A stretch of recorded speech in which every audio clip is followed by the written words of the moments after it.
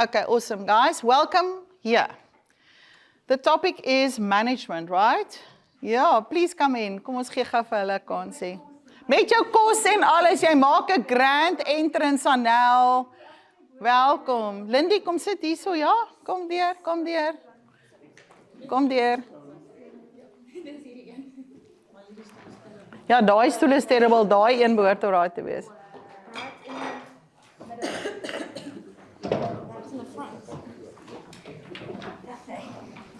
Okay, so let me see, where's the business owners? Hands up. Business owners, hands up, yeah?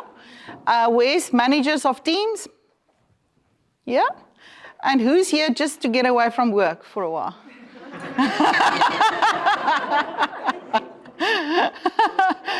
Right, so let's get really, really serious about the topic around management, because after all, management is managing people.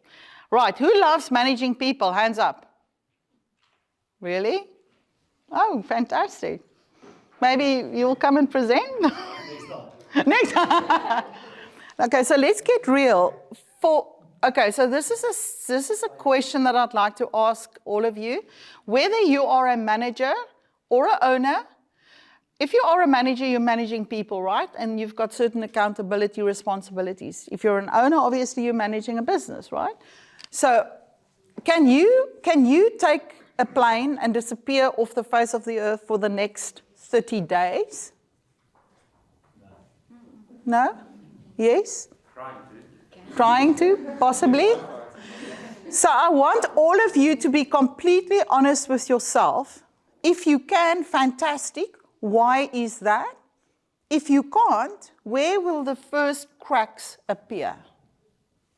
So take a minute, do a little bit of notes, and then I want you guys to turn. I've asked you to group together in companies, so take a couple of minutes and just do some soul searching on yourself. If you are alone and you're not here as a company, impose, it's all good, or chat, make friends, and then just say, share some ideas. So if you can, great, why is that? If you can't, why not? And where will the cracks appear? What will first go wrong? So off you go, do some soul searching. Okay, let's get some feedback. Hands up, who would like to share? Where can you get away? If not, so I'd first like to just get some idea, if you really can't get away and the cracks will be starting to show, how would that look like? So who's going to give me some feedback? Come on. There we go. Apple gas. Your unhappiness in between the management team. Unhappiness between the individuals. Yeah. And why is that? The fact that there's not enough communication, they're not clear with what needs to be done. There's numerous factors that come into play. Okay. And are you the person holding all of that together currently? Trying to be the glue, yes. Trying to be the guru. And how's that working out for you?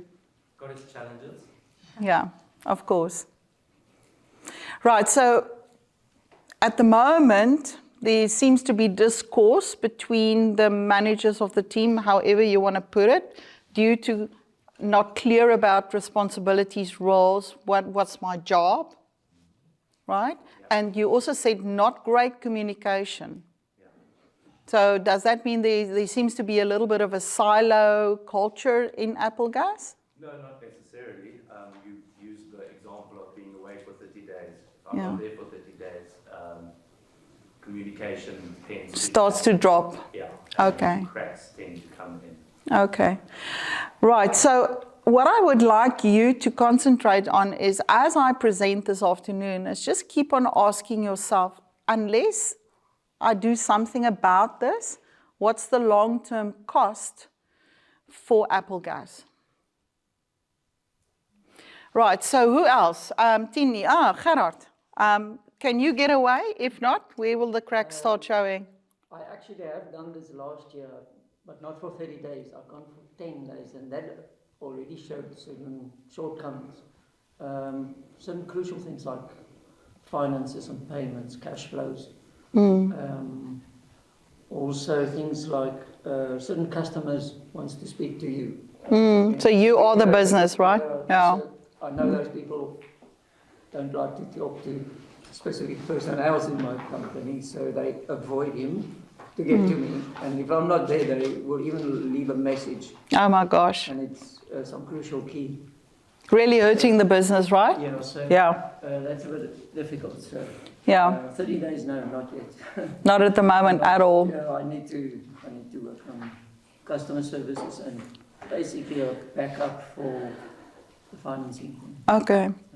Right, then especially the finance can really hurt you from a cash flow perspective, because unless we are timelessly sending out invoices, unless the invoices reach the customers, we're not getting paid. That's got obviously a ripple effect in terms of cash flow. You get back from holiday and you've got all sorts of pressure.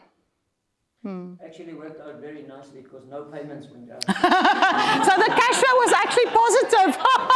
Yay! The impression was maybe I should go away more often. Well, there we go. You know, when you go away, time it over the end of the month. Yeah.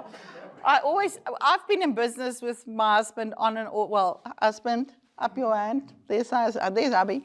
But we've been in business for many years. And we always joke and say, like, I hope this is not politically incorrect, but watch business owners get PMS round about the 25th of every month.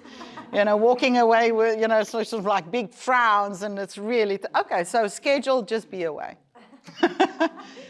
But something important that Gerard just said is the customer service takes a dive. And that's really, really a big risk, because we can't be everywhere the whole time, right? And so, Gerard, in your case, watch out for what systems do you need to put in place in order to smooth that out. Why would it be always you that needs to show up? I think it's a bit of teaching your customers that there is an alternative to me. In other words, if they need a quote, they can also phone X. If they need a rectification in the job, they can phone another person. And there are other people. 100%. And you can intermediate that relationship with them. So take a person with you when you go to do the quote. Yeah, and introduce a bigger team. There's someone else as well. This person is also Yeah. capable and Yeah. helpful. And The one idea I'd like to leave with you, Gerard, is that could it also be that your clients don't necessarily trust anyone else but you? So just don't answer me now, ask the question.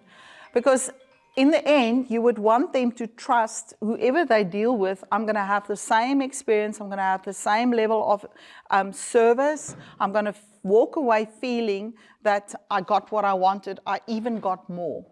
All right? So maybe there's something we need to work at. Okay, great. What other cracks will show? Who else? New line? It will definitely be cash flow. Will definitely be cash flow. And why is that, Alan? I think a lot of staff don't see the urgency for that. So you know, if you've done a job, you want it signed off, you want to get it through the accounts. So we run a lot of sites, maybe 250. And as soon as that site gets to this position, say 80%, that invoice must go out. So it can drag a week, 2 weeks, until you analyze everything and you say, hey, what about that invoice? So cash flow is a big issue. Okay, so there's definite cycles in the business. Do you have a financial team? Yes. Yeah, that follow up. I mean, debt collecting, I think, is one of the hardest things possible. And now, in the way that everything post-COVID, you know, just the economics that it's difficult. Everybody's got an excuse. You're almost funding a lot of your clients. Of course, yeah. So you want to keep those cycles really, really tight, because the money should be in your bank. And I mean, that's just, we call it a cash gap. We've done the business, we've invoiced, now the money needs to hit the bank. And if that period is too long, well, then we have the troubles around cash flow.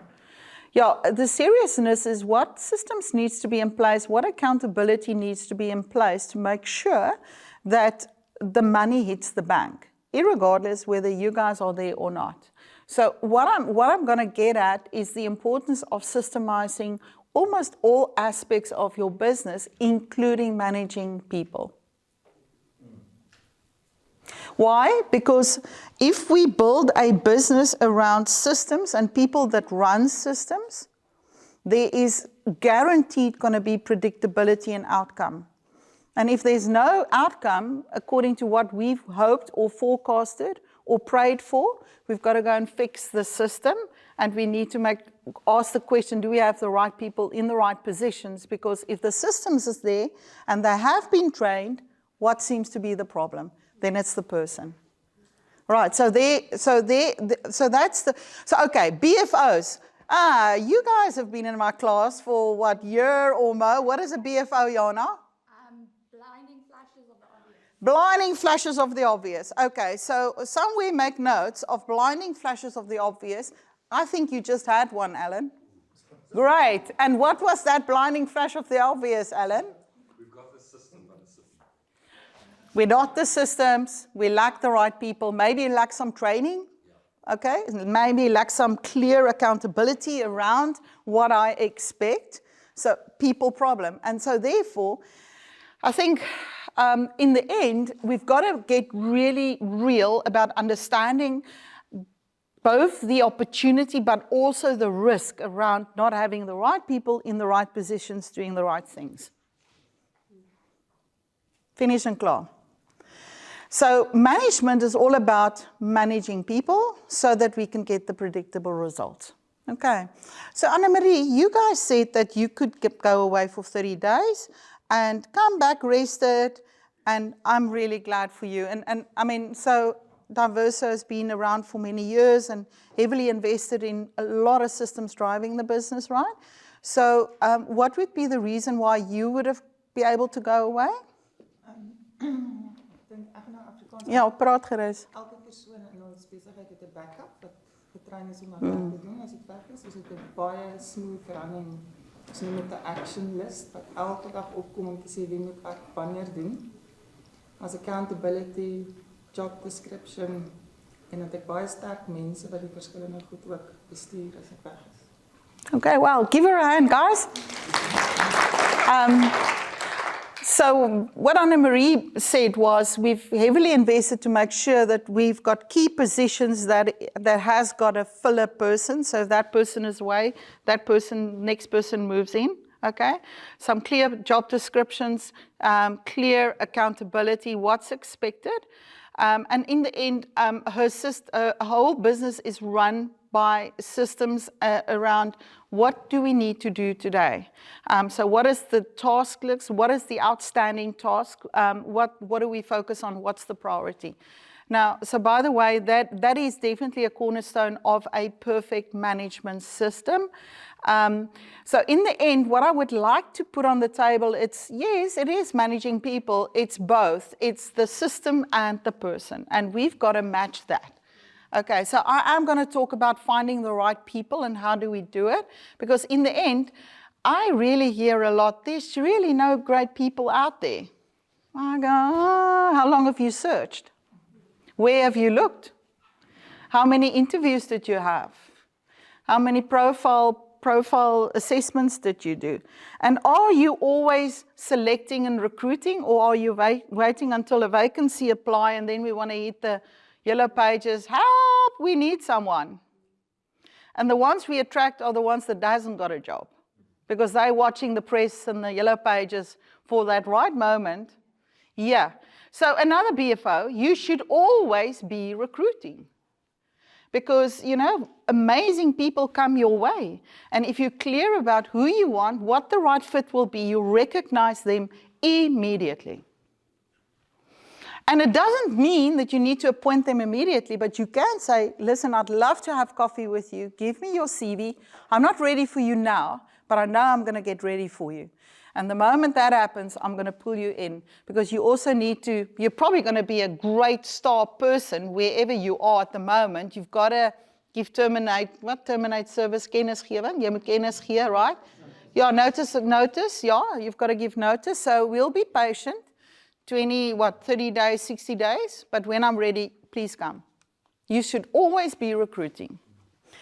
Right, so saying all of that, so again in your groups, what do you guys think are the most overlooked business risk when it comes to people? What is the most overlooked risk when it comes to people and people in management in business? Quickly in your groups again. Share some ideas. What do you think? So what is the most common problems or overlooked risk in terms of people in management? Anyone? Yeah. One of the problems would be, because I think there's more than one, is that if your system isn't running your company and the manager's running your company, then you bring a lot of value in that guy or girl, and wherever they go, or if they leave or whatever, the company feels it. If the manager forms part of the system, then the system remains. 100%. So we are building ourselves a huge trap if the IP and execution and deliverables is locked into people and not systems. Because people cannot be duplicated. A system can. 100%. So one of the most overlooked risks in all business is the fact that IP and knowledge and execution and deliverables is locked into key people, and people leave. People get sick. People drive into ditches and lie with a broken leg in the hospital for 30 days. That's a big risk. So absolutely. So that's why systemizing absolutely everything in your business becomes so vitally important. Also, by systemizing, when that key person leaves, if we've systemized it and we've got standard operating procedures around everything from what is the purpose of a job, what are the important outcomes of the job, how do we measure performance against those deliverables, what are the desired competencies required in a successful candidate for that job. So that starts even systemizing the recruiting part. So when that person leaves, I just pull out the folder, or if you are technology inclined, so I'm really trying to be, go onto my laptop, seek forever the file, then ask Ansi, where is it on my file? But I do find it eventually, just joking. But yeah, so you save yourself a lot of time and thinking, because if eventually it doesn't pan out to be the right client, right person for the position, I can just go back and I can just panel beat my requirements in finding the right person. But again, you save yourself so much time in the process. Great. What other risks are there in terms of management of people? Overlooked in business? Any? Wat sê julle? So van my kant af, wat ek nou afgelope 3 maande ervaar het, is daar die persoon wel weggaan, dan skielik spring ander mense op en hulle vat oor en ek sien skielik wat hulle kan doen. So dis ek weet nog nie hoe om daai te identifiseer en te weet daai en ek weet altyd in sy hoek sit en versigtig is, maar eintlik as jy vir mekaar gee gaan hy Excel. Oh wow. Dit te kan identifiseer. So dis baie belangrik wat Annemarie sê, né? Want baie keer kry jy, ek noem dit baie keer, like daai persoon word amper tipe van 'n deurstop. Like, weet, daar kom goed in, maar niks gaan uit nie, en dit, ek beskerm wat ek doen. Ek dink ek wil dit vir julle sê vandag. As jy regtig ernstig is in terme van om mense te upskill in terms of management, een van die core kennis, een van die kerneienskappe van 'n goeie manager, she is always preparing them for the day she leaves, or he leaves, whether he's leaving or not. That means always invested in upskilling and development of everyone around them. Why? Because when you are a manager, your success and performance is not your own. You will be measured against the performance of your team. And that means I need to be invested in the development of everyone around me. Because the stronger my team gets, the stronger I am. Absolutely. And Annemarie have seen that in Diverso by her words. As soon as one person leaves, all of a sudden, all these other stars arise. And yeah, all of a sudden, there's a lot of people keen to try, keen to learn, keen to develop. So we should always be looking out for that type of latente potentiaal waar mens dan die geleentheid het om mense te groei. So it's a very specific personality that likes to gatekeep their little piece and not willing to share. And it could be fear, it could be, like, I feel threatened, I don't want to let go. Yeah. The other overlooked risk around people in management is they get promoted because of seniority of years at the business instead of their skills. And how many times have we seen that? The only way to keep this guy, en ag shame, hy het nou so hard gewerk deur die jare, weet, kom ons maak hom nou maar 'n bestuurder, and then the real trouble starts. The risk is you could really, in the end, lose really some great talent and great people because they are answering or managed by a person that doesn't have the skill. So not training managers, not upskilling managers, not developing managers to have people management skills is a big risk in business. So the worst thing you can do is to promote someone into a position of authority or management and not upskill that person. Because in reality, you are setting up that person to fail, if you think about it. Right?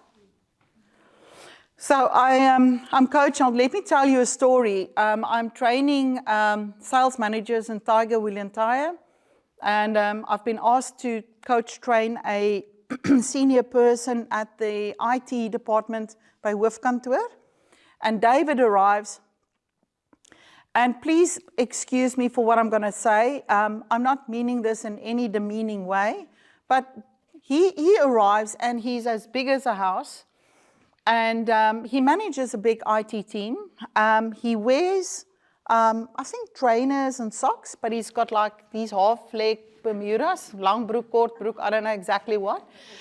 Daai ene. En hy het 'n soos 'n golf shirt aan met 'n fleecy top. And I go, ooh, okay.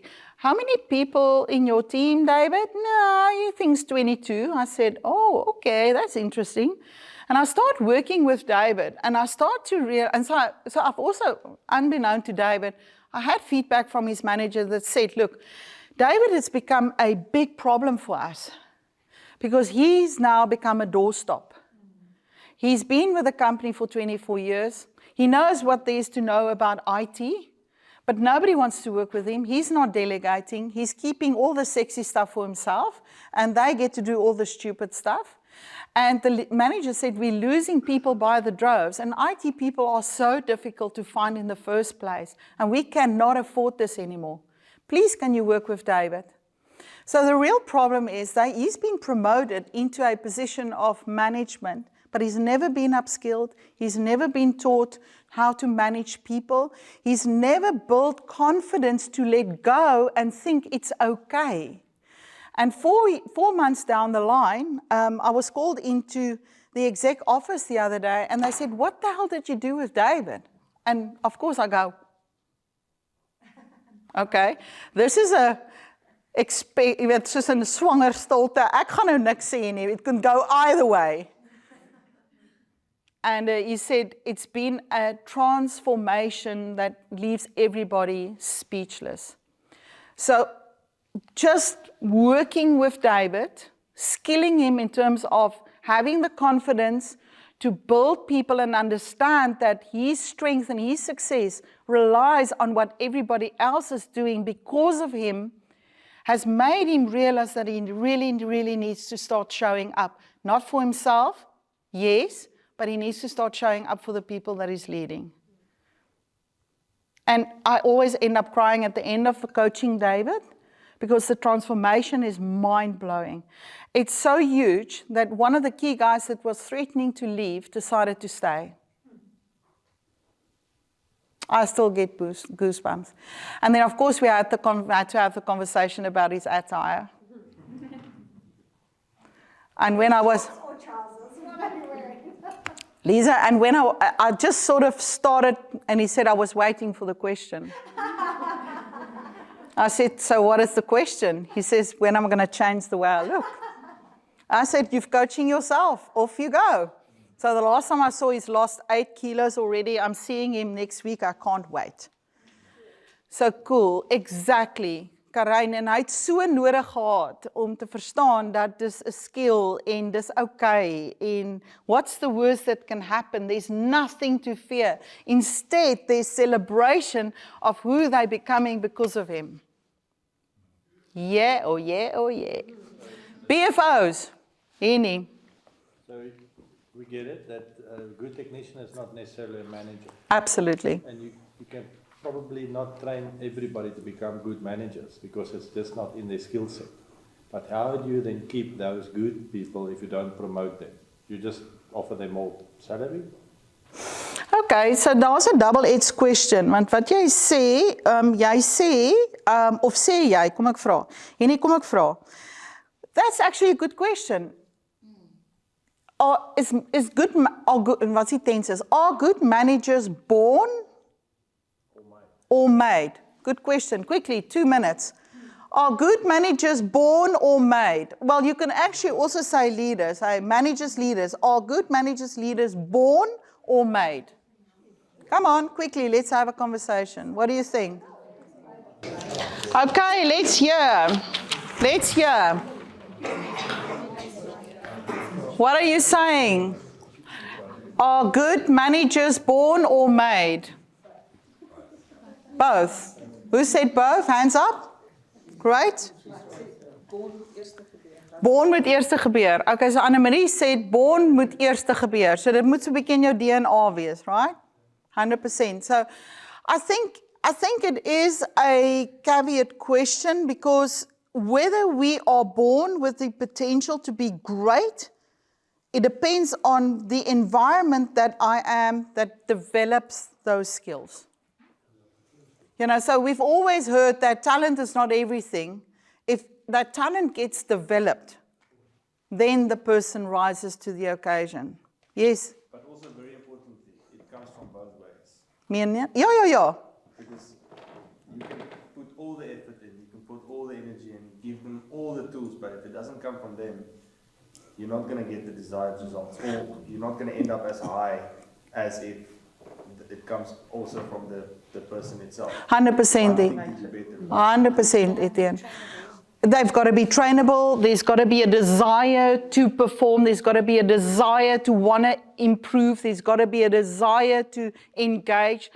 For me, in business, I'm always looking for people that's willing to take ownership, whether I'm giving them ownership or not. I want to say that again. I'm always looking for people that's willing and asking for ownership, whether I'm giving that to them or not. Because that tells me that's the person that whether I'm there or not, they'll get themselves going. Okay? So Henny, your second question. Okay, so we all agree. You've got to have some wish, aspiration, maybe a little bit of talent that can be nurtured and developed to really become a great manager and leader. I want to make one distinction. I think for me, management has become a bit of a swear word, like micromanagers and, you know, those toxic people that rather break than build, you know. So it's become sexy to say, I'm not a manager, I'm a leader. So I'm going to show today that your business and your team needs both. You need strong management, but you definitely need leadership as well. Okay? And for me, I don't think everyone has got the potential to be a leader. But I do think more people have the potential to become really good managers because it's skills and systems that can hold that person up. But real leaders, they're relatively special. Those that really excels at leading. And those of us that know that we excel at leading, we know that. Because we are happy to lead. Henny, to answer the second part of your question, there's a brilliant book. You guys can read it if you're interested. It's written by Daniel Pink, and it's called Drive. Daniel Pink wrote a book called Drive. I hope you guys can see the board. And what Daniel Pink said, in today's ever-changing world, where things are always changing, there's huge demand, businesses need to become and stay competitive. And in order to do that, you need to have absolutely the best talent you could possibly pay for. But the challenge is, how do we keep them? That's what he says. Of course, it's a mix of those things, but he says, first of all, and I'm going to talk about the importance of leadership in business, because without strong leadership, there's really tough management going. So leadership is all about declaring the purpose, like who are we and what are we about and what is our business about. So I want to say in today's world, and I'm looking especially at the youngsters, I don't know what's this Gen X and Gen Z and all these things. I suppose I'm somewhere in a category. I really don't worry or moan about it. But the youngsters of today, they want meaningful business, meaningful work. They want to feel that they belong. They want to hook their hat onto, I want to be part of this business. I love this business. I am in love with where this business is going. That's purpose. So give them a reason beyond their paycheck to show up. That's purpose. The second thing is mastery. Mastery is giving people opportunities to hone their skill. And there's many ways you can give someone opportunities to develop. We can train them, we can send them on seminars, we can enroll them in getting additional qualifications, we can mentor them, we can send them off to exchange programs. I mean, there's many ways in which to hone and develop and give opportunities for people to develop their skill. They won't go if you do that because they know that they are getting developed on somebody else's paycheck. Third thing is autonomy. The right to determine my own outcomes, the right to make decisions in my position, given I'm taking responsibility, given that I take ownership, given that I'm happy to be held accountable. But I want autonomy. I don't want someone to keep on telling me what I'm supposed to do, right? And then the final thing is then reward them. Now, I want to say money is not everything. No. Well, it does make the world go round, right? And it does buy me wonderful things, right? But in the end, someone said to me yesterday, he's a rep at a jeweler, and he said, you know what, coach, you're costing me a lot of money. I said, wat bedoel jy? Hy sê, you said I should network. Ek sê, ja, en hoekom kos dit jou geld? Hy sê, man, ek moes by die Bulklub aansluit, en het kost my R1,200 'n maand. Guess what? On to the owner. If you want to keep this guy, pay his subs. Pay his subs. Make the pain go away. Lisa? Ja. Ja. Ek love het om saam met my man te gaan uit eet, terwyl ek werk nou vir myself, maar as iemand dit geweet het en sê, hoorie, hier's vir jou 'n voucher, gaan eet wherever en gaan celebrate life met jou man, want jy het 'n amazing job gemaak en ons sien dit en ons love jou en moet asseblief nêrens heen gaan nie. I'll stay. Leave days. Autonomy and mastery is all about let me determine myself. Allow me. I'll give you my pound flesh. Maar as my oë bloed belope is, my hare val uit van stres en ek kan dit net nie meer hou nie, gaan werk by die huis in vrede. Maar dit beteken nie jy bak beskuit en kuier met jou vriendin nie. But Lindie, if we come back to reward, isn't it also challenging to find out what's your reward? Are you talking about yourself, Etienne? Yeah, but I mean, what's Karain's reward? What's Henry's reward? Because Yeah. we should- Can share one thing now. Yeah, you can. So are you saying it's just difficult sometimes to understand what makes Karain click? Yeah. Of course. Of course, spa day. Ag, sy's baie maklik. Sy's 'n maklike girl. 'n Spa day. In fact, that goes for almost all females, by the way, right? Yeah. Guys. Yeah, so Etienne, ek dink we all got stuff that ticks us. We all got things that excites us. Okay. So let me get to the next question, why I asked this specifically. So say for instance, I like spa days, but Karain likes spa days, but I don't like spa days. Okay. I just like fudge. So I'm using a stupid example. Then buy me I fudge. really like Then buy me fudge. All I'm saying is there But should... now my fudge is only 100 rand, her spa is 600 rand. Well, then you get a lot of fudge every week. Yeah, but I'm trying to say is how do you... Well, of course, there's got to be an element of fairness. Of course, there's got to be an element of performance. Of course, there's got to be a budget. But how do you manage that so that it doesn't get negatively influenced other people? Buy them a Ferrari. Etienne, can I just park that there for a moment? Because it's a very complex question and it's got to do with individuals and preferences. And what goes for one does not go for the other. But what I do know is a thank you. You've done a bloody brilliant job, Lindie. And a big hug and a smile, and you are so important to me. Please don't go anywhere. That goes a long way. So I think in the end, just start by showing up for the people. Just start by paying attention. Just start by having real conversations. Just start by understanding who this person is. Just start by understanding the complexities of their life. Just start by helping them to be amazing at what they are born to be. Because one thing you need to know this, is if it wasn't for your people, you won't have a business. The shit ones and the great ones. I just want to hook on to the business risk and that first point there.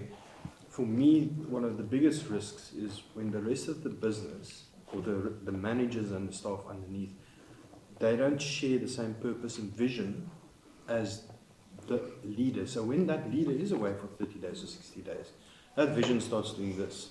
Because there's nobody keeping the business on the big road. And for a manager to share their purpose with the people who work for them, I think that's also critically important. The other way around.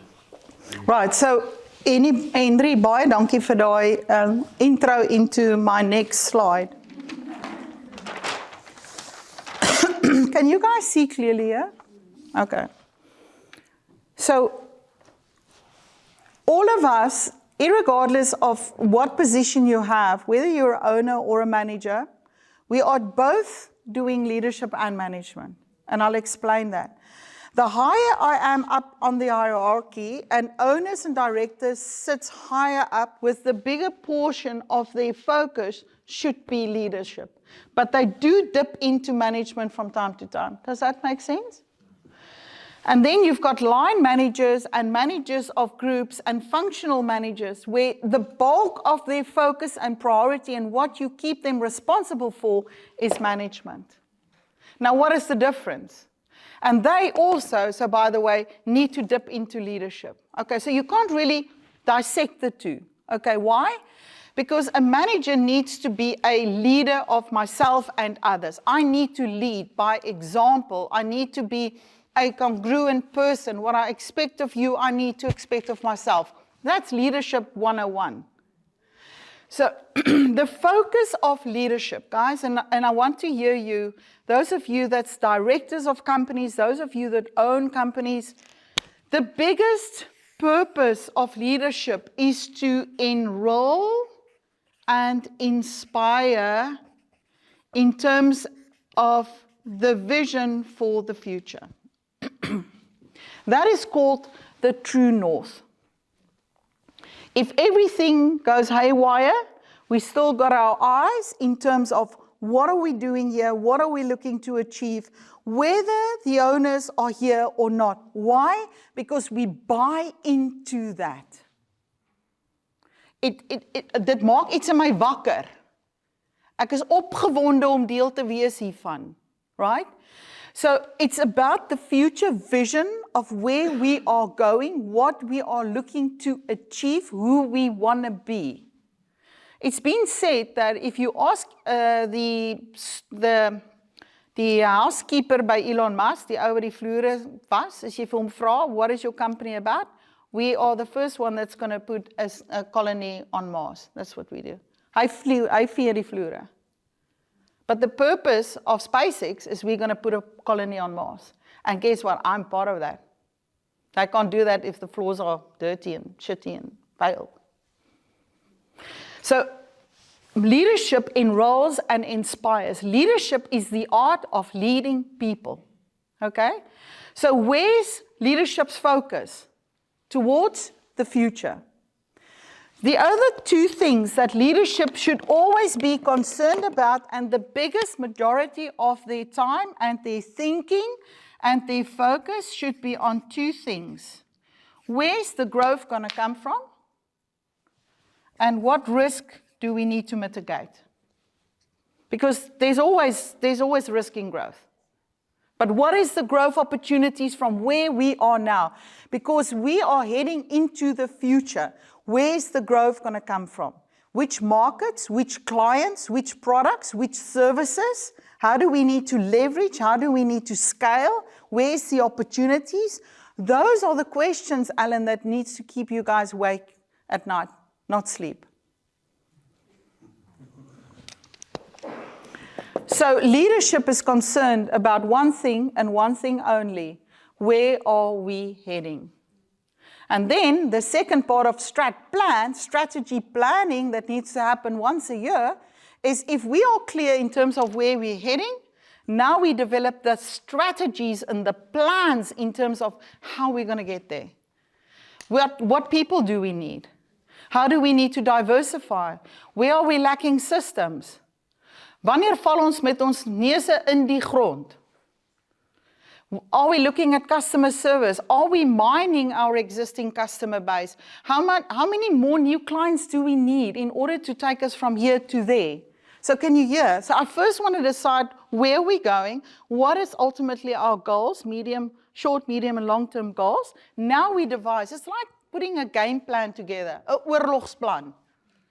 So we're going to do 1, 2, and 3. And then we devise the actions. Okay, in order to execute on that strategy, what do we need to do today? What do we need to do this week? What do we need to do this month?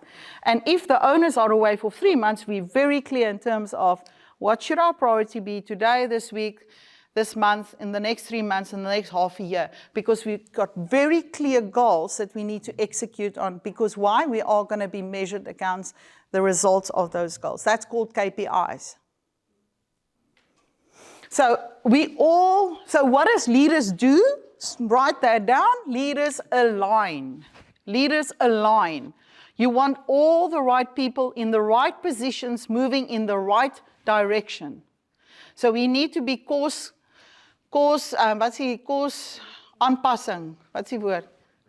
Yeah, we need to be adjusting the whole time, aligning the whole time to make sure we are all facing in the right way going. Because my team know we're building a huge business. So all decisions that we made is measured against how does that serve our goal? To impact as many people as possible, and I will not stop. My team knows that. So if that is management, that is leadership, what is management then? So management's task is to be assimilating the data, the information, needs to be looking at the dashboard. So management is operational. So that is future, that's into the future, that's visionary. Management is managing people and outcome and processes. Okay, so it's operational. What do we need to do today? What is the short-term priority? We need to organize. Sorting the logistics. Executing decisions. Measuring, are we on or are we off? Because we need to take the information into account. So this is data that comes up to management. Management is in the position to assimilate, prioritize, organize, get the logistics to work. So we all do both, depending on where we are, what our specific role is, okay? And we need to develop both of those aspects in people. But yeah, you're right. The purpose is the Holy Grail. So I'm running a little bit ahead of myself. I want to just firstly educate a little bit around, okay, so how does this business look that we're supposed to build? And then how does this management system supposed to look to assist us in building this business? Right, so my definition of a successful business is the following. commercial, profitable, because no business can exist without money in the bank. There's got to be an ongoing demand for the services and the products of the business. Second element has got to work. And it's got to work, it's got to do with management, right? So it's got to work, whether we're there or not. And that last sentence is normally where we all get our knickers in a knot without the owner. And then I often hear, but I love my business. Great. You just never know what happens. And in the end, you need to build a business, Alan, that you can scale, that you can sell, that you can hand over to second generation, or it's attractive enough to get some equity on board or sell into partnership or shareholding or whatever. So if you build a business that you can scale, you've got options going forward. Okay? Right. So this is the framework of building a successful business. These levels are the founding blocks. How do you build a house? You just start at the foundation, then you layer the next, then you layer the next, and you layer the next, and you build a strong house. The foundation of all business is 4 things. Please write that down. The first element of foundation is to have a very clear business plan. What is our purpose? What are our vision for the future? What are our long-term goals, short-term goals? What's our strategies? How would we want to measure ourselves? So it's the destination. It's our playbook. And everyone in your organization needs to know where we're heading. Everyone in your organization needs to know what is the purpose of my job. Everyone in the organization needs to know how will I be measured. Everyone needs to know how do I add value. Everyone needs to know what is expected of me. That's destination, guys. So in the end, the business planning cycle, we've got to have annual strategy plans because that's where leaders in a business sit together and we put together the game plan for the future. Then we want to have regular quarterly reviews. So then we look at the results and we say, are we up, are we down? What course adjustments do we need to make? Because one quarter leads on to the next, and the next, and the next. Should you involve your team in quarterly reviews, yes or no? Yes. Hands up, yes? Absolutely you should. Because they're playing the game for you. And it's almost like if you're not involving your team in terms of quarterly reviews, both financial and non-financial, how do they know we're winning or not? You don't have to declare what you're paying yourself. But you need to have conversations around margins and the lifetime value of customers. What is the percentage business that we got from new business versus existing business? How often do they come back and buy more from us? These are all conversations that's locked up in the goals of the business, and your team needs to be part of the review. So we review, we brainstorm, and then we do course adjustments for the next 90 days. So that leads, so those 2 layers on top, that's leadership. Mostly leadership, okay? But remember, we dip into management. Then Lisa, levels 3, 4, and 5. That's real management. That's the managers that works with team to check what's been our monthly results, what should be our weekly outcomes, and what needs to be our daily focus. It starts right at the minute element of time. What needs my focus today? Wat moet ek gedoen kry? Because 1 dag, 2 dag, 5 dae, weekly outcome. You guys remember I taught you that? And 4 weeks of outcome gives me my monthly result. Okay. So that needs to be fed back into the team. And so, by the way, you want to keep your team accountable to share in the conversations. How do you do that? You give them a template, I call it a lion template, and everyone in your team, Etienne, gets to write down, let me review myself in terms of the last week. L stands for last week. How did I do? Where did I miss my target? Which appointments didn't I have?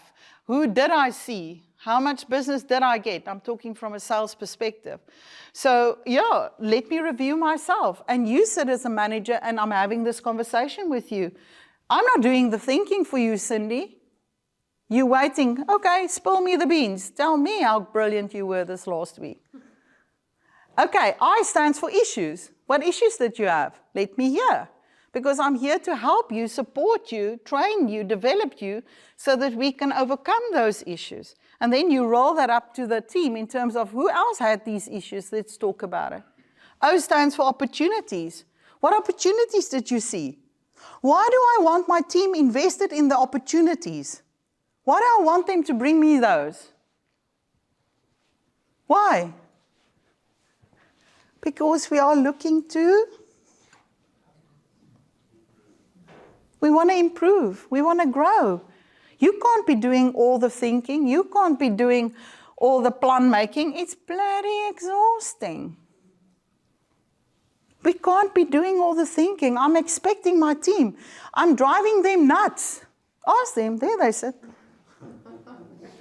What else can we do, Ansie? Emily, who else did you see? Get me excited. Yesterday we got a lead through ChatGPT. I go, yeah, ChatGPT, you seen me? Yeah. Why? Because I've been challenging Ansie. And Ansie said, you know what? We need to make sure ChatGPT know who you are. Because if ChatGPT recognizes you, you're going to get amazing opportunities. Happens to be a pharmaceutical company in Botswana that's looking for a really kick-ass trainer.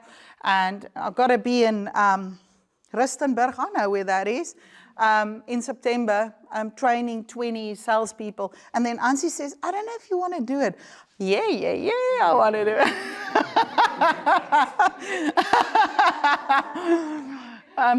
I'm getting excited about the opportunities. She's getting excited about ChatGPT.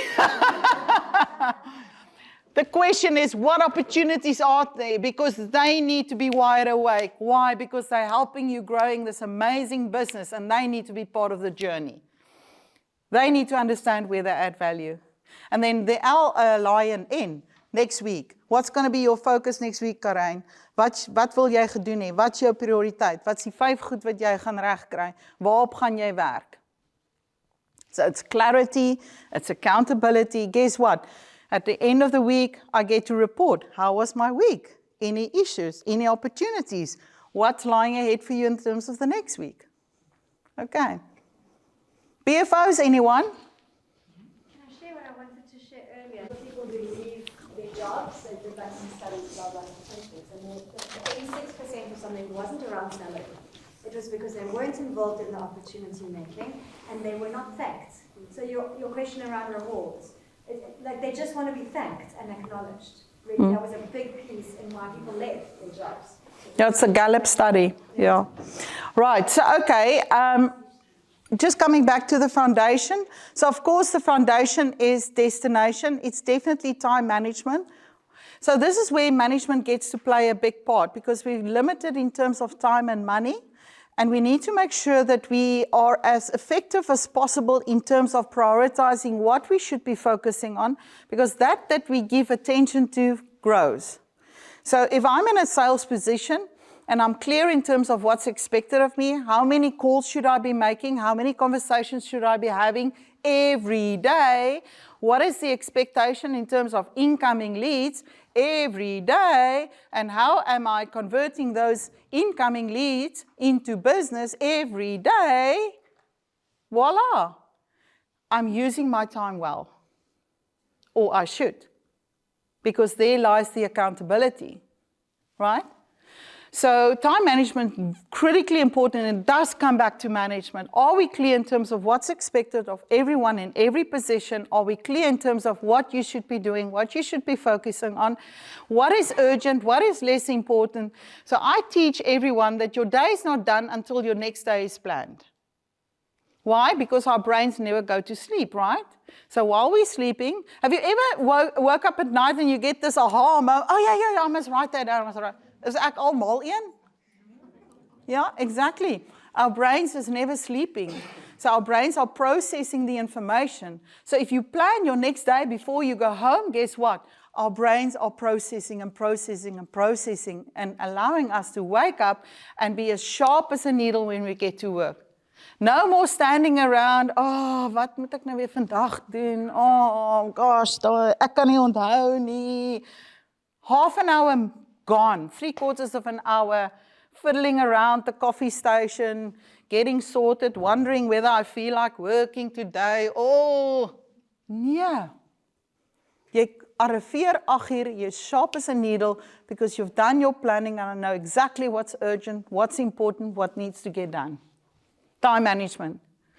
Third element of foundation is financial management. I don't want to talk a lot about that. That's going to be a workshop on its own. But financial management, you've got to include key people around conversations on management, financial management. What's the numbers? What's the numbers telling us? Are we managing and are we realizing margin? Why is that important? Because cash needs to hit the bank because there's overheads and there's deliverables. And the money makes the world go around. So include your team in terms of financial management, as well as stock planning, as well as invoicing, as well as chasing money, as well as making decisions that impacts the cash flow of the business. They need to be accountable. They need to have a mandate. You need to share this with the team. Is that your management team or is it the whole company? There's a person that wrote a book, en heerlikheid, weet jy, ek het daai boek vir iemand geleen en ek het nooit daai boek teruggekry nie. Maar ek gaan daai boek soek. So this guy wrote a book about the amazing transformation that happens in people when they get to look after something. So, yeah, you know, it's always a bit of a tricky one because, you know, depending on what the financial status of the business is, if it's always in the red, they're going to run for the hills. But on the other hand, I'm just making a joke. If you give everyone a responsibility, say for instance, you look at your P&L and you look at overhead costs. You know, everyone in the team can take responsibility for cleaning supplies, for office supplies, for petrol, for making decisions around who we take for social media, where do we advertise, because we've got a budget, right? And we've got to stick to what has been allowed for those expenses. And no, you don't buy milk from Woolies, you buy it in bulk from wherever, because those tiny little decisions have got a huge impact in terms of the operating cost of a business. And you as an owner can't be overseeing all expenses all the time. A big company like Apple Gas has got probably, I don't know how many transactions run through your bank account. So you've got to be able to trust people with decisions on their level. Okay, so when it comes to cost of sale components, well, that's a huge one. Logistics, like packaging materials, the maintenance of critical equipment, how we organize the teams in terms of servicing and going out to clients, because that's got a direct effect on GP. So a bit of a conversation in your head, but ultimately I do think that we've got to put a score against the wall in terms of where we are heading and what's in it for them. That's the important part. What's in it for them, yeah. Okay, thank you. The final foundation piece of mastery is delivery and operational stuff, like everything impacts the customer service. And we got to get really, really serious about delivery and making sure that our customer is always extraordinarily happy. And that means it can't just be you, Gerard. So delivery and customer service, why? Because we work really hard to get clients. We really need to work hard to keep clients. Clients need change. Clients are demanding. Clients are all over the place. We need to be responding with a smile. So delivery foundation, because I can't grow a big business, but there's cracks in the delivery. I can't grow a big business, but our service team is not clued up. I can't grow a big business if we keep on letting the ball drop when there's customer complaints, right? So we need to be as sharp as a pencil in terms of delivery, and we've got to make sure customer excellence, customer experience, the customer journey is always extraordinary. Can you see the 4 foundational levels of building a great business has got everything to do with management because it's all locked into systems. Can you see that? So you've got to look at this framework and see that there's people right through. Can you see that? Marketing. What is marketing? Marketing is business development. Finding clients, keeping clients, and making sure we do it at a hell of a great rate. An excellent standard. So where are we finding our new clients? What are we doing to keep our clients? When last have you had a conversation with your clients? Because if you're not having a conversation with them, somebody else is. Trust me. So your clients, your database is your wealth. And if you've got a sales team, Alan, you guys need to be like a rash on that sales team because they need to be having conversations with all those clients. Maybe once a year, maybe every 6 months, definitely every quarter. But the key accounts needs to be nurtured. They need to feel special. They need to know that we care. Okay? All right? I won't be talking much about marketing and sales. That's a topic on its own, another workshop coming. Then, of course, we're talking about systems, systemizing a business, and then finally team. And today is all about team. So I want to move on a little bit in terms of, oh, that's a nice one, I thought. So who are you trusting in terms of execution? Right. Just quickly, leadership, I've got a passion for leadership. And again, I said all managers should lead and all leaders should manage.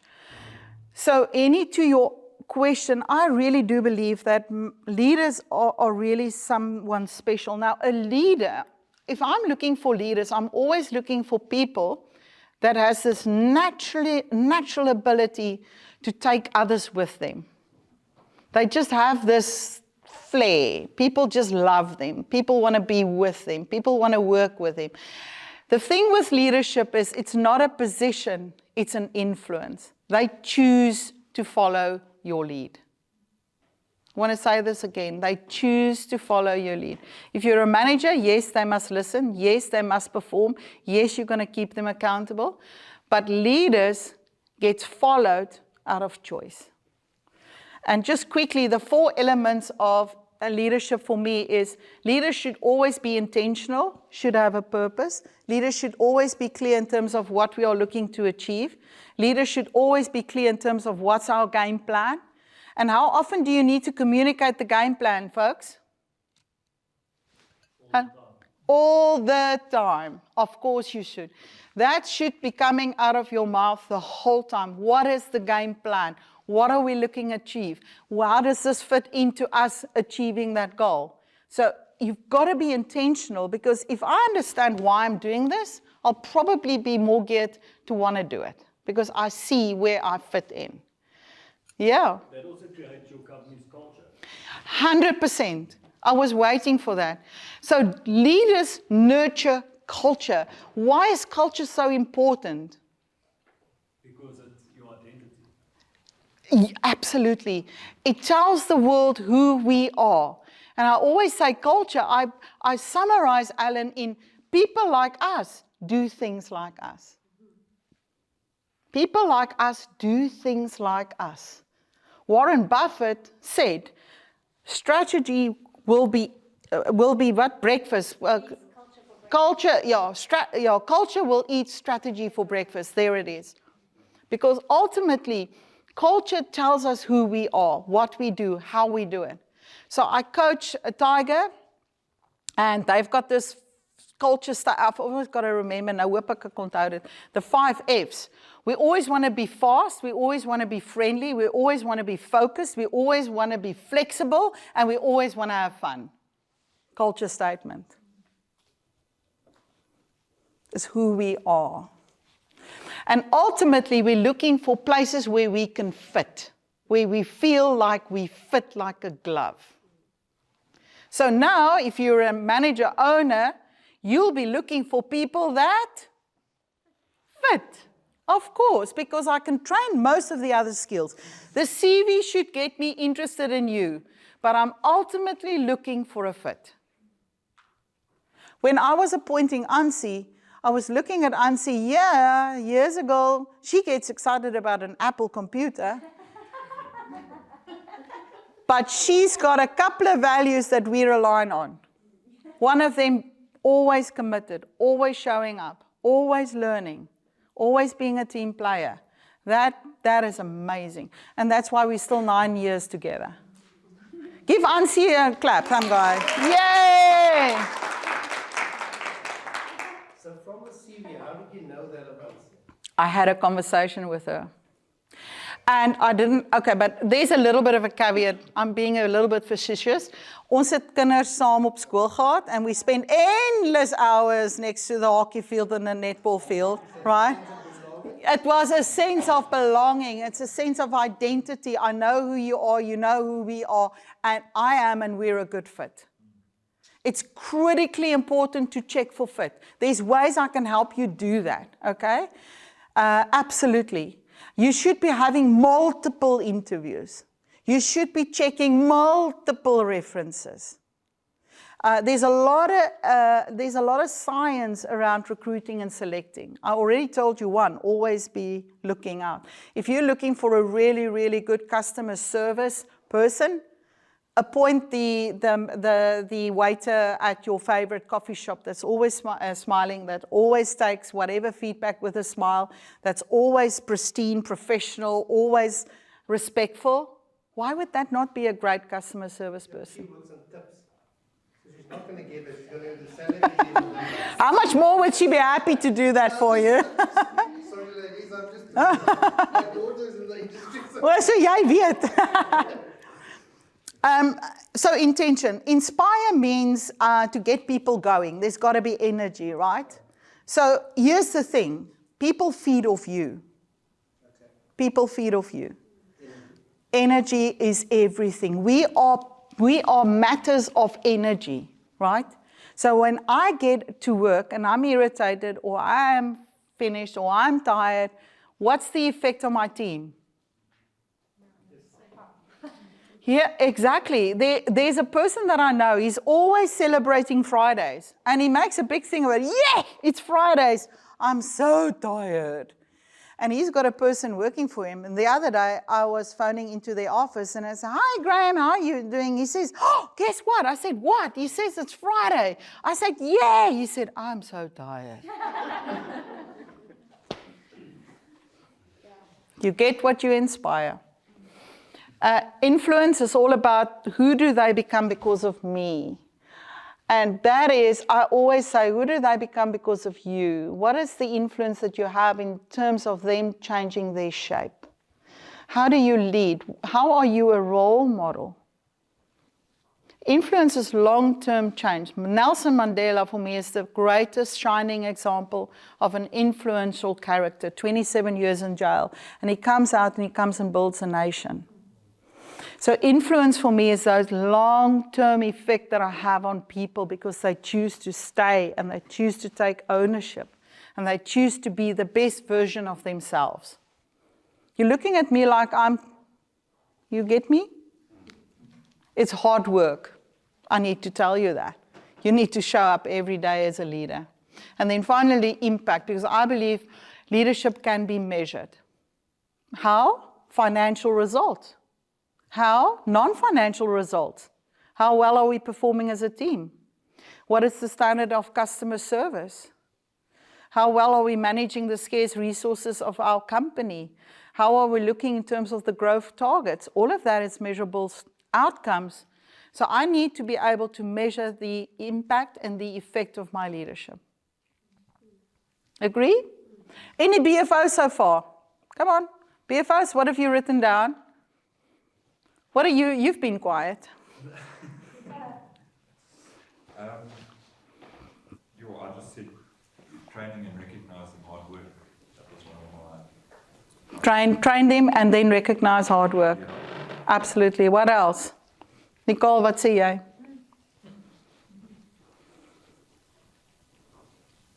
Anything? Gaan jy skip? Okay. Right. So anyone else? BFOs? Start shopping. Always be shopping.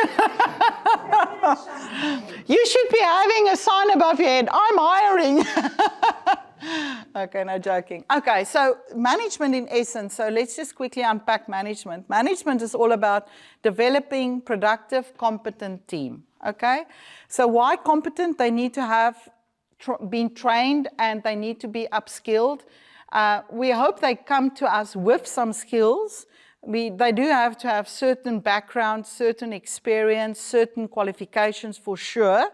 But you want to make sure that you continuously develop your team to continuously stay competent, okay? Because why? We are looking to grow, okay? So there's always that gap. And they need to be productive. Why? Because we need to make sure that we use our time well. Time is a scarce resource, and we need to be doing the right things at the right time with the right energy to get the right results, okay? So what I teach is this process. Okay, so I have a 12-week or 12-module management training program. It's a hybrid program. You watch a video and then we have a conversation around what have you learned, what have you implemented. And a big part of a big chunk of this training is all around this process. So again, I said it starts with the daily focus, the daily priorities. What do I need to do before the day is done? I expect that of myself and I expect it of everyone in my team. That rolls up to, okay, so how did the week go? What has been our weekly outcome? The Lion meeting. Let's review the outcome. What did we do? What didn't we do? What should we be doing and focusing? If we didn't have all those sales meetings, why not? I'm not interested in the excuse. I'm more interested in to know what are you going to do next week, because you're not going to sleep because you're far behind in terms of your customer conversations, right? So weekly outcome, then monthly results. So that's KPIs. And again, if we want to measure performance, we've got to measure it in die verskil wat ek gemaak het. Okay. And then, of course, quarterly, a review, brainstorm, and plan. And then right throughout the management process, I want to see regular performance management review conversations. I know Team Diversa are doing that amazingly well. We're having regular feedback sessions with everyone in the company. Why do we want to have those regular feedback review conversations with our team? What's the purpose of that? So a good relationship is made of, like going both ways. You have your say, they have their say. Absolutely. And if you do it regularly with your team, Karen, what starts to develop? Or alignment. Alignment, trust, the conversations in terms of how I see you contributing, the value that you're adding. And also the buy-in from your employees, because they feel part of course. Being part of. They're being heard. So performance management reviews is active listening. They come prepared, and I'm sitting listening. What went down? What happened? Where did you grow? What got you excited? Where do you want to develop? What else do you want to do? Oh yeah, I feel like doing that person's job. Great, let's get you trained. Just a question. Where do you draw the line? You get people in companies that are boners. So How many of those do you guys have? Pardon? quite a few, but so we have a version of what you're saying. I don't think it's very clear. But how did you quickly sort of ascertain, because that information is valuable, but when it turns into a moment, that's where it becomes where you're wasting time. Okay, there's a quick answer and a long answer. Medium answer. First of all, I want to share this with you. And guys, management or not, this is for me a principle of life in terms of being a person that shows up for what I need to show up for. Now, I'll just joke and say, okay, the complaints department is open for 5 minutes. Okay, time's up. Because what we want to make sure is that there is limited amount of blaming, excuses, and denying that I didn't have any part of that. Oh, all the blaming. Oh, you know what? It's because of that person and that. Oh, the client didn't tell me that's what they want. Oh, isn't that interesting? Were you in our office?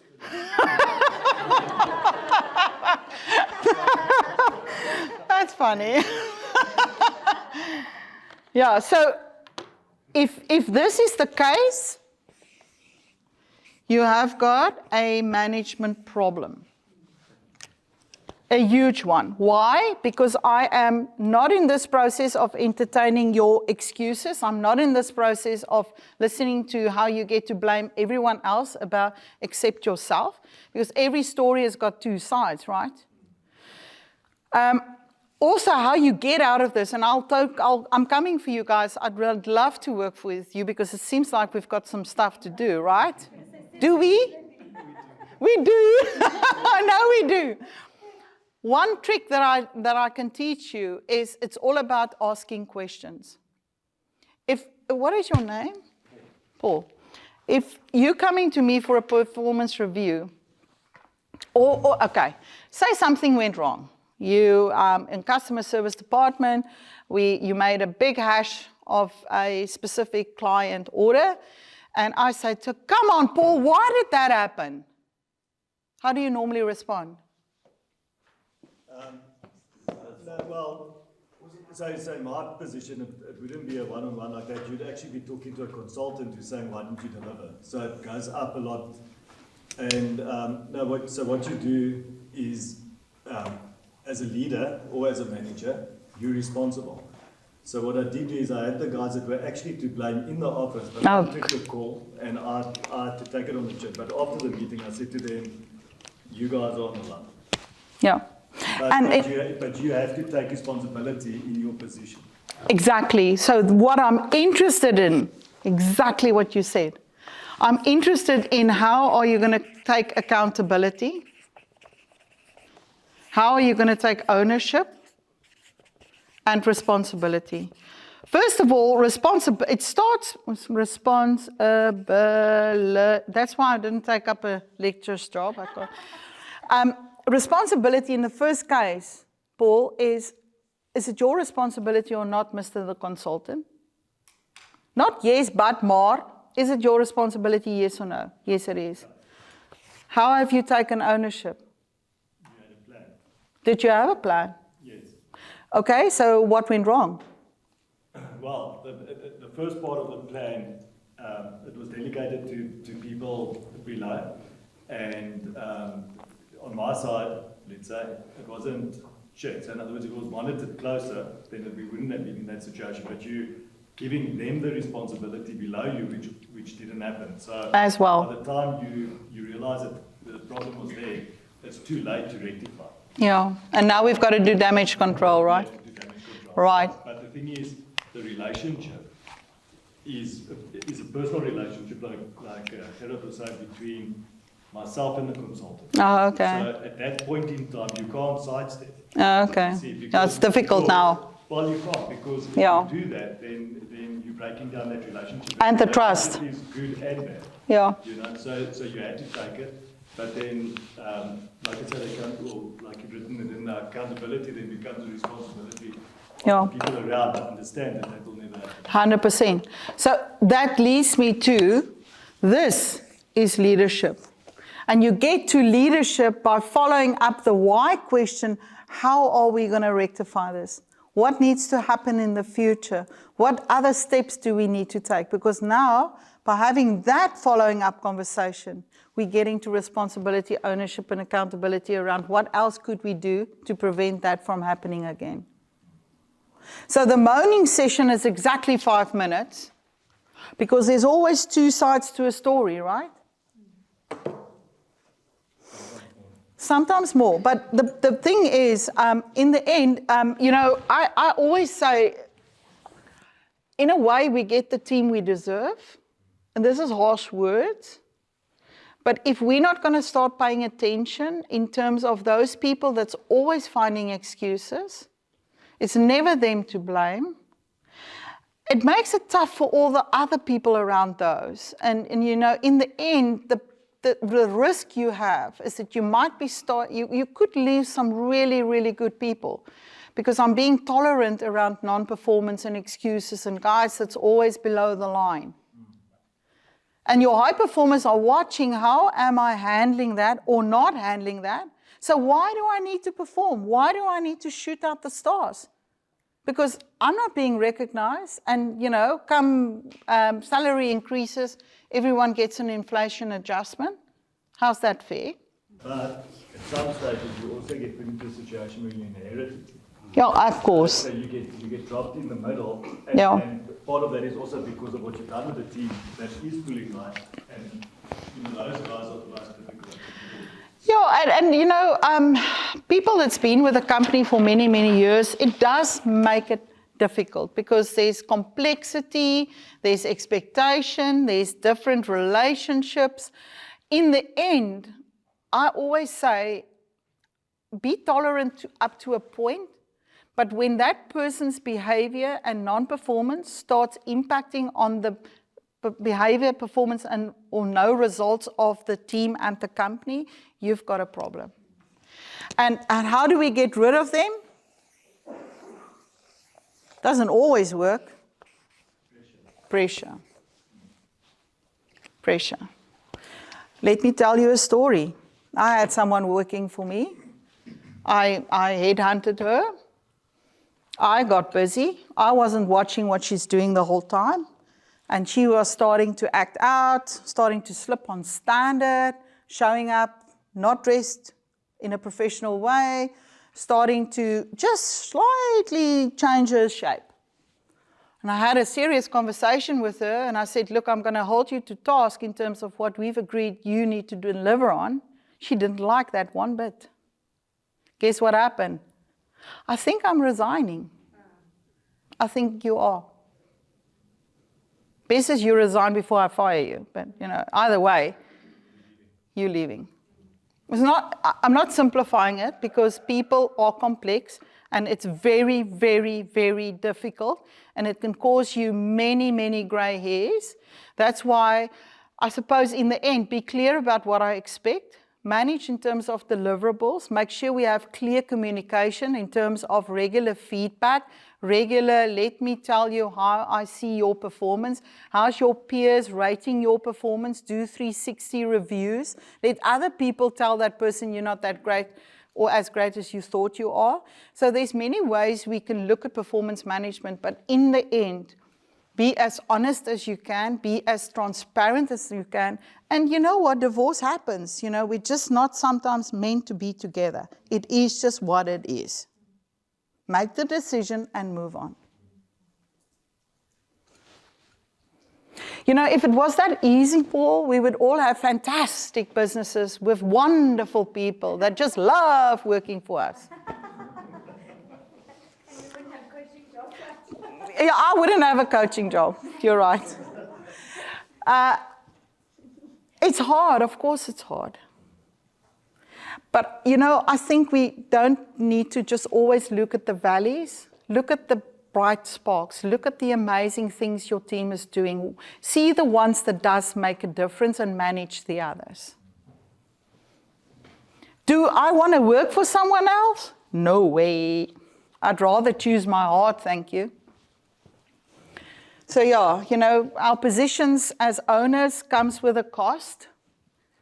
I think in the end, if we are completely true in terms of my wish for you to excel, my wish for you to be successful, my wish for you to be better than you were when you arrived the very first day, how would that not bear amazing fruit? It all depends on, if we look like where we are at the moment, we've got a lovely young, let's go back a bit. I got rid of all my old managers and gave all the new young people a chance, 25 plus. All internal, but no one really trained in management, but they know our company and we've had great success. Lovely, and growth. lovely. But now we're stagnating because those people that I've pushed into managerial positions, I automatically thought, you want this, you want to improve your lifestyle, you want to take the responsibility. So I'm having a meeting now on Friday. This is why all of this is actually very fresh for me. I'm going Quite serendipitous, aren't it? It's a management spun. Okay. But a lot of these people are at that Peter's principle level. Yeah. You can't take them into the next level. Yeah. So how do you get rid of those people that have been with you in the growth at the root of the company? When we say, okay, now, you know, and that's the question. Yeah, so Alan, of course, let's have a longer conversation about that, because what I want to say, artificial intelligence is real. There's a lot of anxiety out there in terms of, will I still have a job in a year's time? And it's our responsibilities as leaders and managers to equip and reposition our people, to upskill them, expose them. And in the end, there is a sell-by date on us all. Like, I mean, you can just develop up to that point. And in the end, it is humane to say, look, it looks like we've reached the end.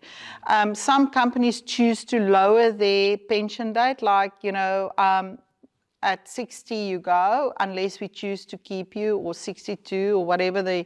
I'm not an attorney in terms of labor, I don't know. But in the end, repurpose, upskill, have open conversations, reward in different ways. But if there are people that just don't like managing people. Acknowledge that, make them maybe a technical expert, put them into training. So, yeah, you know, be creative if you want to keep that person. It all comes up with, is it a good fit? I mean, does this person also contribute in so many other ways? And management's not necessarily the only thing. So we got to be humane, guys. I mean, it's people with families, and they've got to feed their kids. And and that's why, for me, it's so important to get it right in the first place. And we don't always get it right, but we've got to take responsibility in terms of who we take on. Because when they become your kid on a salary, yeah, let's have that conversation. I just need to look at the demographics of the team and maybe assist you in that. Right, so critical management competencies. I just want to run through this. So for me, in the end, there are certain personality traits, competencies that needs to be present in a person, or it can be developed in a person if you are serious about putting that person in a management position. Definitely, they need to be okay with managing people. You can't be a manager and not expect to not work with people. Those two things goes hand in hand. You know what? Communication is everything in life, between our life partners, myself with my kids, working with my team, working with clients. The ability to communicate, to relate, to give an instruction, to be heard. When am I listening? Am I listening enough? Am I looking for verbal and non-verbal cues? Am I reading the room, yes or no?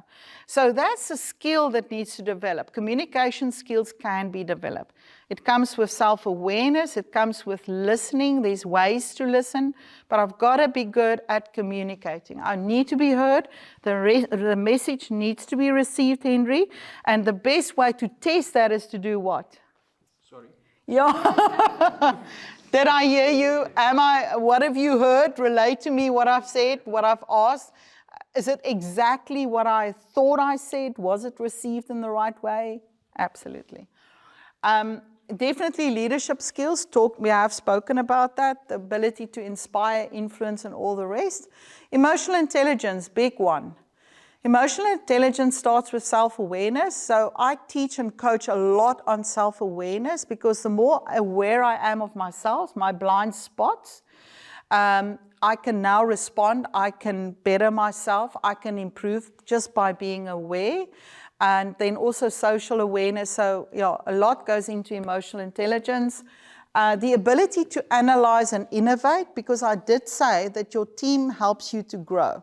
So, you're looking at, depending on where that person is in the organogram, the ability to analyze or, be creative, innovative, come with opportunities, ideas.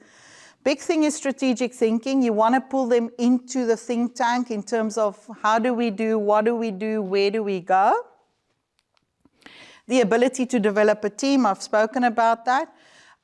Definitely, you would want your managers to follow through on commitment, because that is integrity. Did you do what you say you were going to do? Yes or no? Proactive, big one. How proactive are we? Are we ahead of the curve, or are we always in reactive mode? So we're definitely looking for managers to be proactive, to be involved, to be engaged, to be looking out for what's happening, what's coming. So you want to train and your people, you want to create that culture of, are we looking ahead? How proactive are we? Can we be flexible and adaptable? Definitely ownership and definitely accountability. So when I'm looking to appoint a manager, all of this or a combination of this needs to be present, or there should be a potential of all of this before I'm going to consider you in a management position. And that's part of the interview, recruiting, selection process. There's amazing tools out there that can determine potential. And then finally, wrapping up, common mistakes, I've said this, when we promote beyond, or based on seniority. Superheroitis. Ooh, I like this one. What is superheroitis, Gerard? It's like pushing somebody up to what he's not, I guess. Yeah, what else? What is superheroitis? Sounds like sickness. Is it a type of siekte? Trying to be the hero, swooping in and saving the day. Flying in like Superman and saving the day, because I have done it, I know how to do it. Ag shame julle sukkel, kom ek doen dit gaga vir julle, kom ek help julle gaga. Fixing their problems, making decisions for them, because they go, oh, ek het vergeet, okay, but let me do that for you. So there's something that I coach on transactional analysis, because there's modalities of behavior, being a parent, adult, and child. What does children do? They throw tantrums. Ek kan nie, dis te moeilik. Ek wil nie, ek wil van hê. Just a quick question. I've got a very good guy in the company that's got that disease. And I'd like to give him a pill. Disease, and because what happens is that actually is his disadvantage in the company as well. Without that, he would be one of our top leaders. And I was even today in the one meeting just thinking, how can I get that out of him? Because he's always arriving, saving the day, being the hero. He loves and he feeds off that. But he first lets everything fail around him. Oh, he first makes it fail and then he comes to fix it. And then he comes. Oh, interesting. And he's got underlying awesome leadership. So he's got other ticks, but that absolutely, he cannot go further because of that. Okay, put him through the management training. Okay, so that's... Absolutely. Because there's got to be a level of maturity that needs to happen. There's reasons why he always wants to come and fix the mess, because that makes him feel, woo-hoo. Yeah, insecurity, of course. This is what I know. This is what I can do really, really well. But yeah, be careful to be a superhero, because you've done it. That doesn't, but they need to now do it. Okay, superheroitis. Promote without training. Promoting them without authority to act and take decisions. No clear annual, quarterly performance goals and outcomes. Definitely no clear performance KPIs. How am I measured? Definitely a lack of self-confidence, fear, imposter syndrome. I know what I can do, so I'm always coming to fix the mess, but I'm scared because maybe not. There's psychology, but there's also a lack of training. Camping at below the point of power, where it's always blaming, always excuses, always denial. I also feel sorry for myself. Ask my husband. I've cried myself to sleep many a times. Important, I don't camp there. Don't camp there. Don't itch a tent and feel sorry for myself endlessly. Avoiding conflict, and that's a big thing for managers, right? Avoiding conflict, because it's difficult conversations that needs to be had. And by avoiding conflict, the conflict's not going away. the difficult conversations is not going away. In fact, it's just growing in proportions. So conflict is an interesting thing. People in management positions need to be trained how to handle conflict. The sooner you handle it, gloves off, complete honesty in a neutral environment, and your team gets used to the fact that it's not the end of the world, I'm not going to get fired, we're going to have a serious, big goal conversation, that's okay. They won't recognize it as conflict. But if I allow it to brew and stew and brew and stew, and all of a sudden it's a big explosion, that's conflict. Waar kom jy nou vandaan? Jy het nooit vir my gesê ek is verkeerd nie. Jy het nooit vir my gesê ek doen dit nie reg nie. Jy het nooit vir my gesê hulle hou nie van my nie. Wat? Nou boks ek. So conflict, big thing. It doesn't have to be a capital C. Really doesn't have to be. And then, of course, not assertive enough, because management is about competent, productive people, right? That means I need to be assertive. I need to give you the feedback. I need to speak when it needs to be spoken on. I need to tell you, listen, your behavior is not 100% on point. So, by the way, KPIs is made up of critical behavior and critical actions. Critical behavior is, am I behaving in the way that I should behave?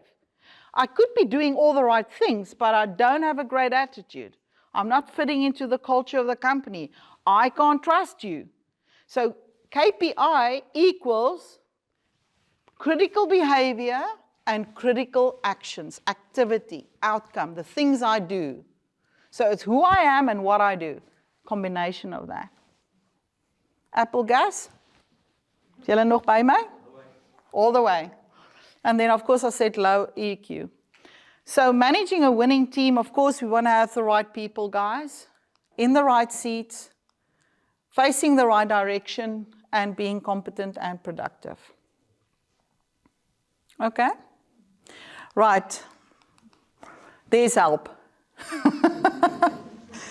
Of course, I would like to use the opportunity in your folders, 12 module management training. It's not going to break your bank, but you've got to ask the question, can I afford not to?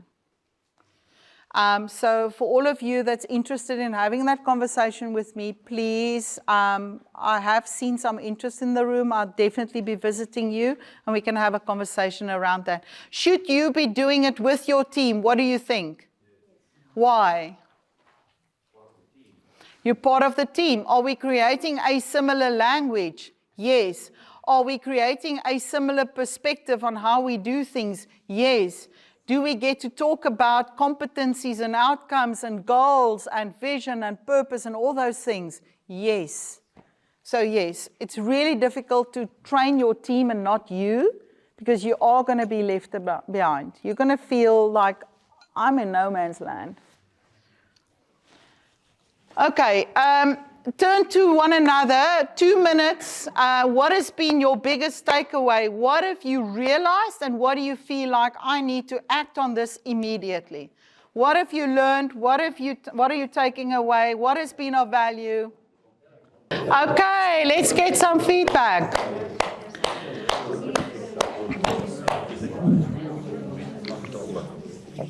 Ek wil vir so 'n paar mense vra wat nog niks gesê het nie. Sanel, wat is jou belangrikste takeaway en wat het jy besef vandag?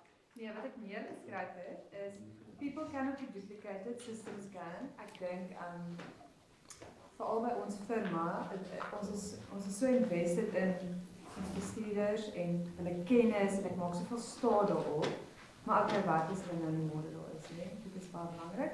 En dan leadership nurtures culture, identity and purpose. Net soos weer te herinner van hoe belangrik dit is, want ons raak ook so oorweldig met die dag tot dag probleme en druk, dat dit mense heeltemal baie keer fokus verloor van maar wat is my rol nou eintlik? Ja. Ek love dit. Herhaal maar daai tweede punt. Leadership is all about nurtures culture, identity and purpose. Iemand het dit gesê. Identity, purpose. 100%, because we get so involved in arranging the deck chairs that we lose sight of where we are going in the first place. Yeah. So purpose, rearranging the deck chairs. Absolutely valuable. Who hasn't had it? What has been your biggest takeaway? Many things. I think that one of the most important is just that thing that you said about managers not wanting to delegate and not wanting to upskill people around them and that fear that they have. I think that's a really important takeaway to kind of empower them to go and like impart that information. Yeah. Just be like, if you get someone else to do the work for you, it doesn't mean that you're going to become redundant. 100%. It just means that you're going to grow your team and make yourself more valuable. Exactly, because in the process, it's almost like a contradiction. In the process of letting go, you are becoming more valuable. That's exactly what happened to David. He just needs to lose a little bit of weight. But you absolutely, ek dink is Buddha of Xinjiang, of ek weet nie eerder van iemand wat gesê het, the more we hold on to things in life, the less we can. Like you're like holding on to your job for all your life, but your job's wasting away. So let go, empower, train, delegate, develop, and you will get that recognition. You will become more valuable. It's a contradiction. What is your aha moment called again? BFO.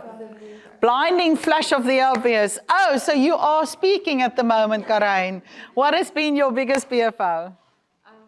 It is that even myself, even though I know that structure and processes are as important as the people and they go together. I've always known it, but after today it feels like it's sunk in a way. That because a lot of the time we're good at what we do because it's a technical skill that we studied or like that we have an innate talent for, whatever, our product. But then it feels like, ooh, I'm going to turn to this fluffy place where everyone's going to like drink tea and have a chat about their emotions when I start focusing on people and development. But as important, the measurement that you it's a hardcore skill. Can be measured, and can we have that conversation on whether we're reaching our goals together with the relationship? So it just like brought those two into balance. Yeah, it can be fluffy and tea drinking, but the serious conversation needs to happen. You have to make that decision as an owner or a manager, thinking like, I'm here to run my business. I don't understand. And how it's do I serious make stuff. Time for making friends. Now you understand. So I think here's the thing. I don't need to be nice to my team, but I need to care for them. And in caring for my team, I need to have a conversation in terms of what do they want, what are their aspirations, what inspires them, what motivates them. Who do I need to be for you? But it translates into deliverables and profit. Yeah, 100%. We can't scoot away from it. Daar gaan jy.